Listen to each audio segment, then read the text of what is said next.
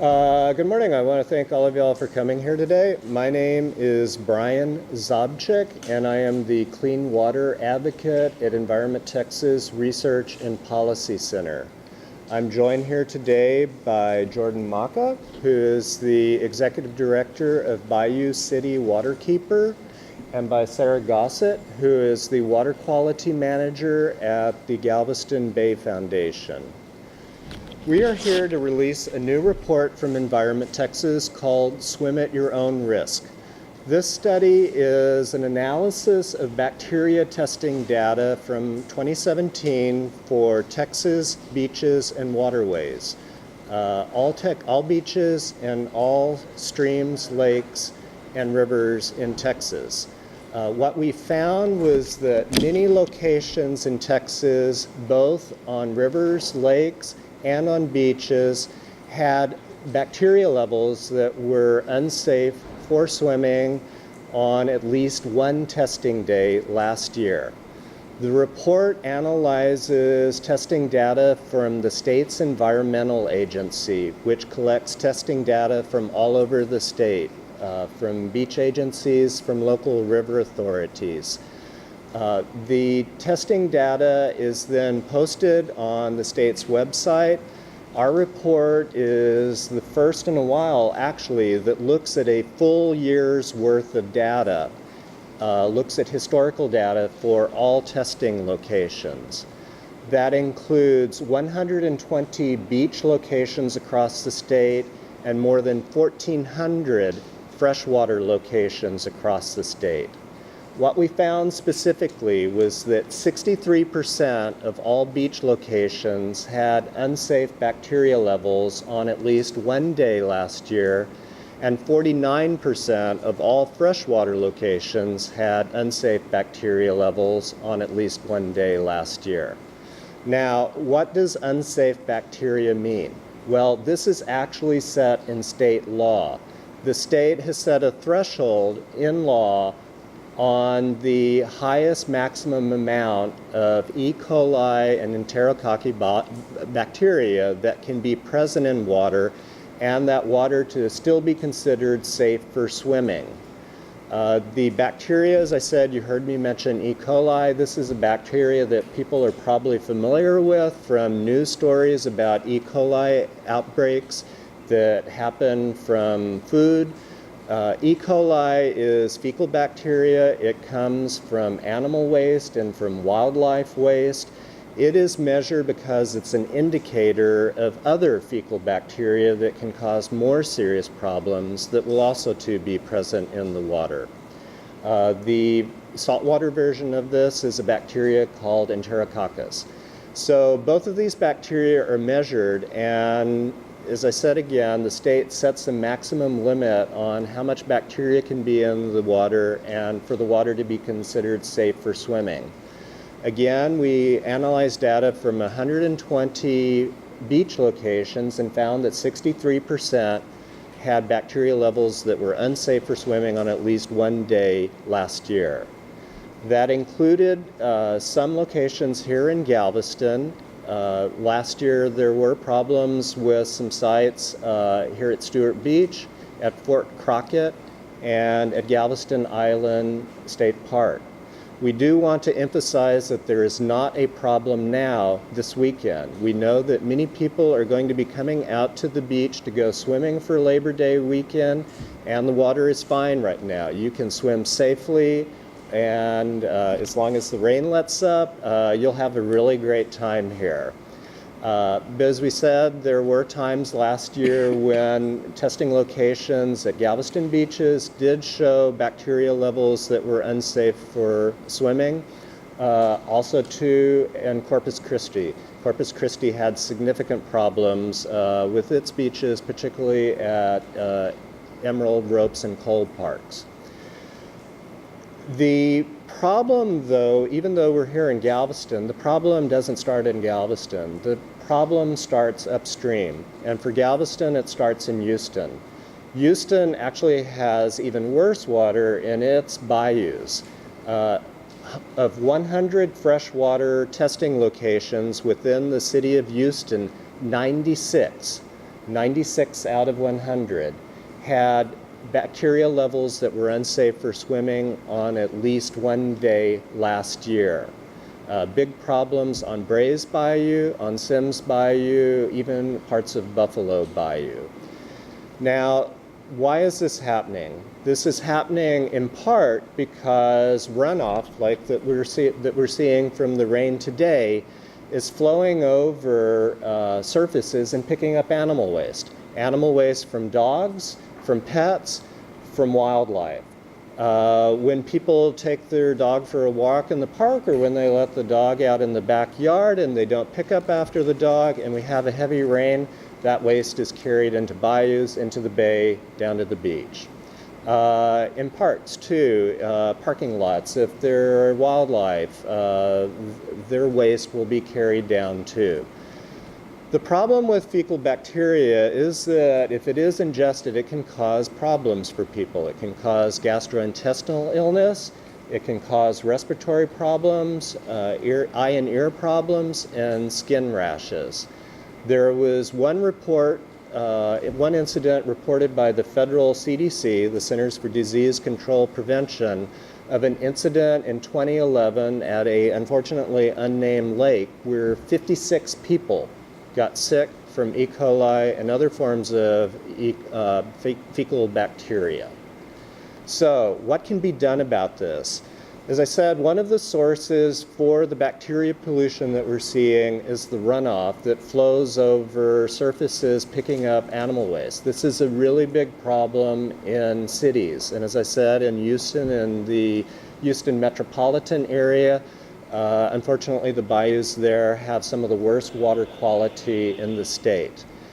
There is one way that you can go ahead and cut the amount of runoff and also to clean the amount of runoff, and that's by using green infrastructure features such as rain gardens, green roofs, permeable pavement, and rain harvesting. What these features have in common is that they collect rain where it falls and they either let it soak into the ground or they use the plants, in the case of rain gardens and green roofs, to filter the bacteria out of the water so that the runoff that flows off-site is cleaner. We have, excuse me, Environment Texas has been working in Houston well before Hurricane Harvey to get the city of Houston to adopt policies to require and promote the greater use of green infrastructure. We are pleased that the city is considering this more. The city has had a task force to look at changes to its development code, and one of the changes that they're looking at is providing incentives to future development to use more green infrastructure features such as rain gardens and green roofs. This is still, however, being talked about, it's being studied, it has not been adopted yet by the city. We think that this is something that the city should take action on as soon as possible. Obviously, huge storms like Hurricane Harvey can make problems like runoff pollution even worse. But the fact is that Houston is seeing significant flooding even from smaller storms. The 4th of July storm didn't even have a name, caused significant flooding in Houston. We're not even talking about floods like Tax Day or Memorial Day. Houston gets a few inches of water, and unfortunately there's going to be more runoff. There's also going to be sewage overflows from the city's wastewater system. The city regularly records sewage overflows from minor floods, and my colleague from Bayou City Waterkeeper will talk a little bit more about that. So what our recommendations are: one, the state already publicizes beach advisories for the Texas State Coast beaches on the website Texas Beach Watch. It's a good website. If you look at it right now, it'll tell you. As I said, Galveston, the beaches are fine. You can come here without problem, without worry. We would like to see the state establish a similar kind of system for freshwater testing and post those results. Right now, those results are kind of impossible to find. Those results are collected by local river authorities, reported to the state's environmental agency, which posts them basically at the end of the year, you can't get real-time reports on whether or not the water in the creek, the river, the lake, in your neighborhood, in your city, or where you're planning to go to vacation has unsafe bacteria levels. We would like to see the state create a system for that. Again, we would like to see both cities make greater use of green infrastructure. We would like to see the state to promote that too. And as I said, our sewage and septic systems are long overdue for major upgrades. All of these things are things that the state should be investing in. So if we do all of these things, we can have cleaner streams, healthier streams, and we can always go to the beach without any worry. So that's it for me, and I will now turn it over to my colleague, Jordan. Hi, thanks so much for having us today, and thank you, Brian, for including us at this press conference for the release of your report. Again, my name is Jordan Maka. I'm with Bayou City Waterkeeper, and our organization works to protect and restore the integrity of our bayous, rivers, and streams that flow into Galveston Bay. Year-round, our communities deserve clean water and swimmable waters, but most importantly, on days like when we're going to be able to enjoy the beach or be able to go kayak on Buffalo Bayou or many our other bayous up in Houston, we are looking to swim, kayak, and we are all too often deterred by warnings or the acknowledgement that there's a risk to our own health. So Bayou City Waterkeeper aims to make all our waterways swimmable, fishable, and drinkable. And to do that, policymakers must take steps to ensure that our family and our communities are not put at risk. This includes limiting pollution at its source, monitoring waterways, and most importantly, enforcing our clean water rules. With several sites here along Galveston Beach having tested unsafe for swimming, as Brian said, we know that this water is not coming solely from these sites, but coming from upstream. Just like your kayak's gonna flow down Buffalo Bayou into Galveston Bay if left unmanned, same thing happens with pollution from sewage wastewater facilities, stormwater runoff, and industrial sites that run down into the bays and into the Gulf of Mexico. Just like Bayou City Waterkeeper, our local government should be working towards swimmable and fishable waterways. Policymakers must take steps to limit pollution and enforce regulations to keep our water safe and improve water quality. Bayou City Waterkeeper just recently served a notice of intent to sue the city for over 9,300 violations of sewage into our waterways and communities over the last 5 years. Many of these waterways across Houston are already listed impaired by the TCEQ, meaning that they are not available for recreational use due to bacteria pollution. These continued violations are a breach of the public trust, and they further endanger our health and our ability to enjoy these recreational activities throughout our bayous, rivers, and streams. It's critical for the city to update their aging infrastructure to prevent these types of releases from happening. Our community should not be put at risk due to failure to operate and maintain our sewer systems. Our hope is that the city really looks to future-proof our systems, so not just fix the problem that is currently existing, but ensure that these facilities are able to improve and be able to protect our waterways and our communities from these types of risks. We all have a fundamental right to clean water. Texas policymakers must prioritize the health and safety of our communities. We can do our part by holding our officials accountable to making meaningful investments in better stormwater and sewage infrastructure, as well as increasing our own awareness of how our residential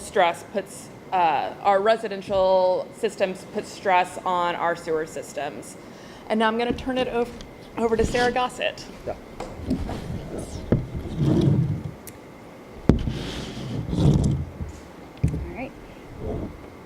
Thank you, Jordan, and thank you, Brian, as well, for having me here today. As Brian mentioned, I am Sarah Gossett, and I am the Water Quality Manager at the Galveston Bay Foundation.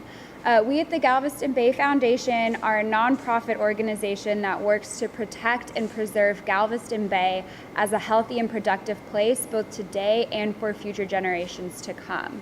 And one of the initiatives that we have within our water quality program is our own bacteria monitoring program that supplements data collected by TCEQ as listed in this report, as well as other regulatory monitoring that is occurring in our area. And our findings back up the findings that we are seeing in this report that show that within the Galveston Bay area, the vast majority of the time, bacteria levels are low enough to be considered safe for swimming. However, there are some instances where we do see spikes in these bacteria levels that make our waterways unsafe for us as swimmers and boaters and fishers in the bay. And so we at Galveston Bay Foundation really focus on utilizing our data and the data collected by Texas Beach Watch, by TCEQ, and by others to educate and inform our users in our area about current water quality levels throughout the region. So Brian had mentioned earlier Texas Beach Watch. So that is a great source that we encourage boaters and swimmers to go to when they're coming to the beaches around Galveston before they come to the beach. Currently, as Brian mentioned, all of the sites on Texas Beach Watch do not have an advisory for swimming. They are showing that their most recent samples were at acceptable and safe levels for swimmers in Galveston Bay. However, we want people to know when there are issues so that they are not getting in the water and not potentially getting sick. So we also have our own bacteria monitoring site that we update weekly in locations where Texas Beach Watch is not able to monitor themselves. And we direct residents to that website in order to make informed decisions of when they can and cannot swim within the beaches in our area. Another thing that we really focus on at Galveston Bay Foundation, aside from just informing boaters and swimmers that they need to be researching these water quality issues, is what they can do about it themselves. It is very important to work with our cities in addressing these issues, but we as residents do not need to wait for our cities in order to take action. There are steps that we can take today in order to help improve water quality and ensure that our water quality levels stay safe and healthy moving forward. A few of these include, as Brian mentioned, green infrastructure within your own yard, making sure that you're landscaping with native plants, that you have surfaces that can absorb water. A good way also is to reduce the amount of water that you're putting into your lawn yourself. When you are watering your lawn, don't overwater it and water sparingly. Either water in the mornings or in the evenings and not in the heat of the afternoon. Galveston Bay Foundation actually has a rain barrel program where we host workshops throughout the region in order to distribute rain barrels to homeowners in order to help conserve that water and reduce the runoff that is flowing from their yards.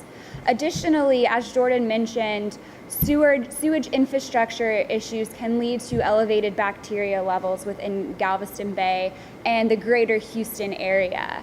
And to help address that, you as a resident can ensure that you are not putting anything such as cooking foods, fats, oils, and grease, flushable wipes, anything that might clog your pipes or further harm and damage our sewage infrastructure into your kitchen and your bathroom and all of the pipes within your area.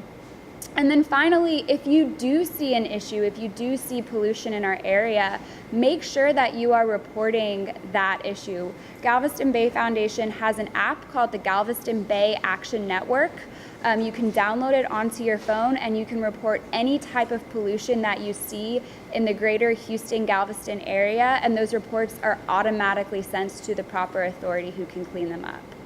These are just a few things that you can do today to help maintain water quality in our area, but for a larger list of things that you can do, you can visit the Galveston Bay Foundation website where we have many more resources at your disposal. Thank you. Thanks, Jordan. Thanks, Sarah.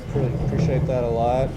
Just in closing, I would like to point out that some of the locations that tested for high bacteria levels last year were not necessarily places that people would go swimming, But there's still places, waterways, that are in urban areas, that run through neighborhoods, that people go to, that people like seeing.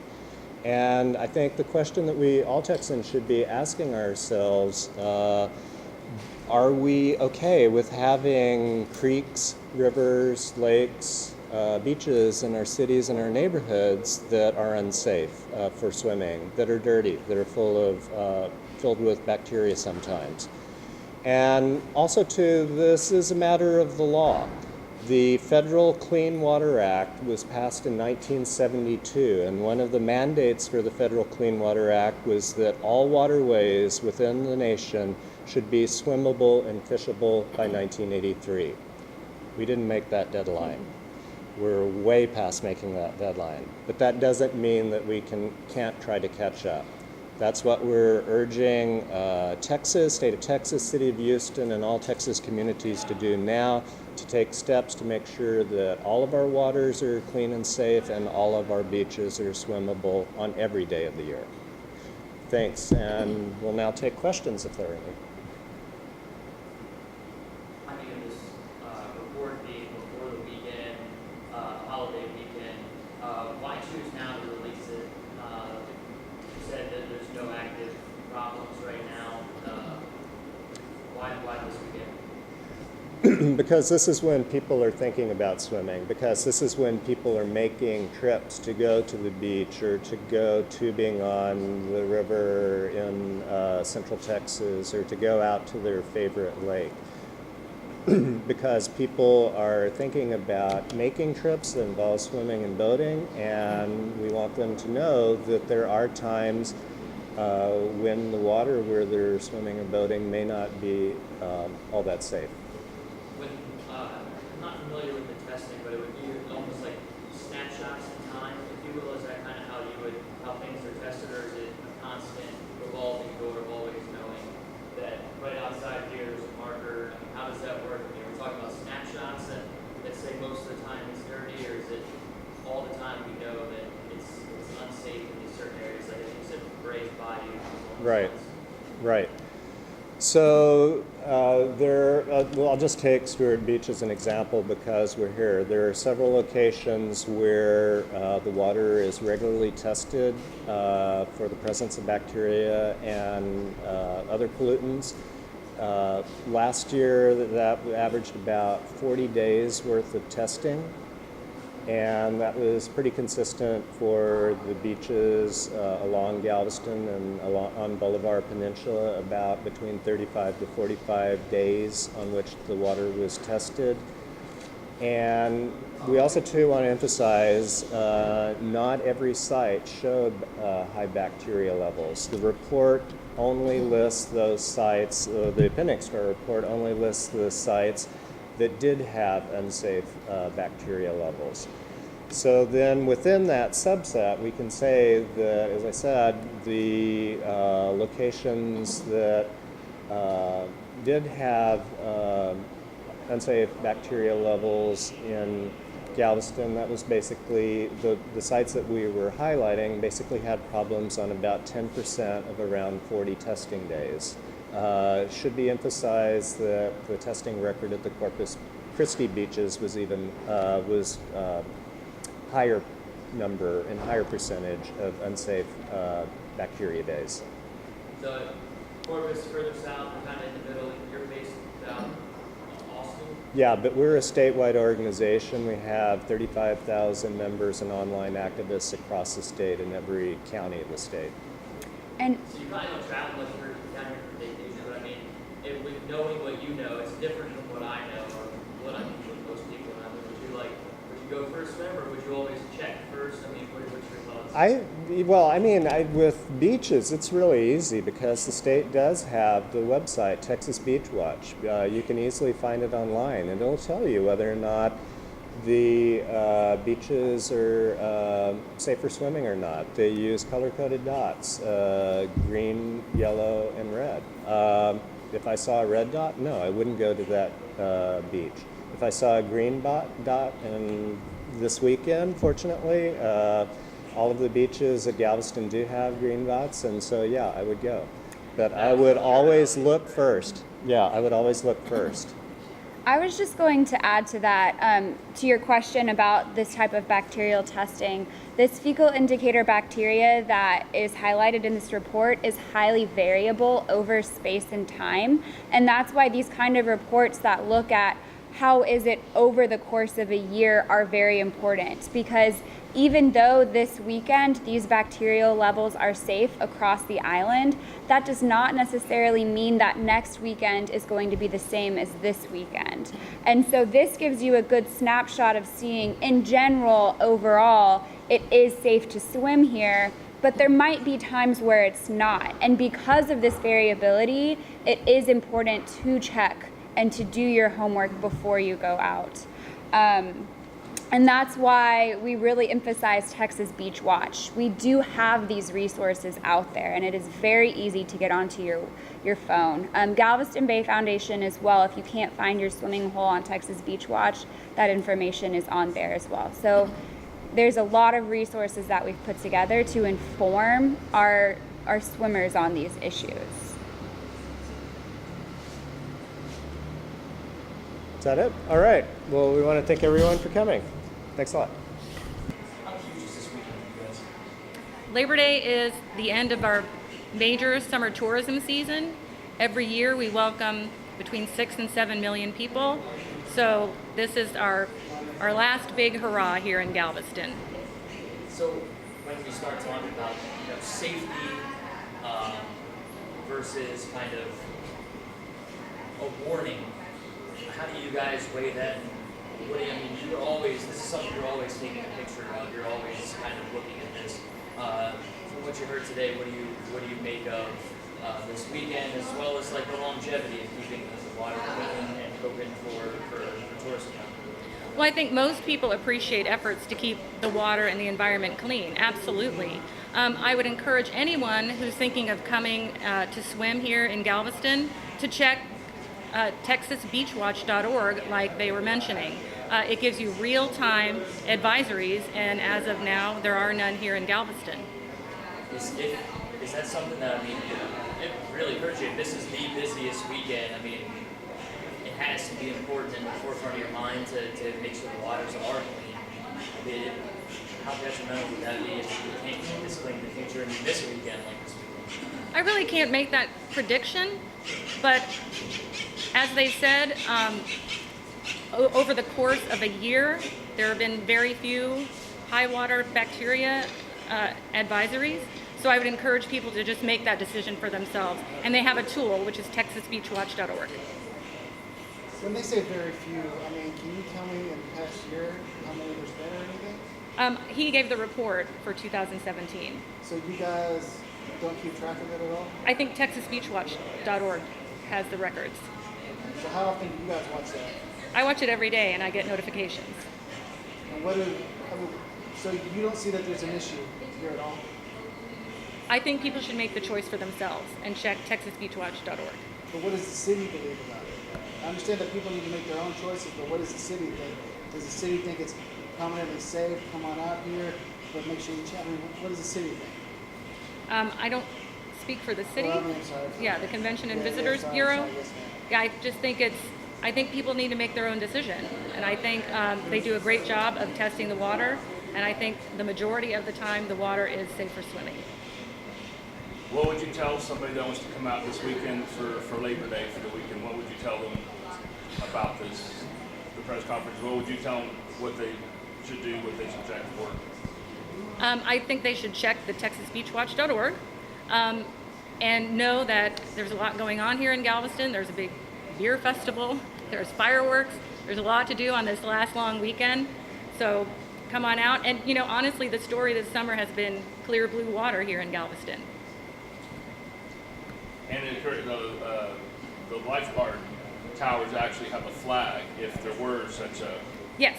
When they get notified by the health district, they will notify the public.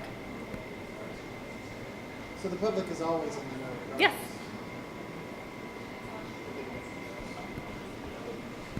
Appreciate it.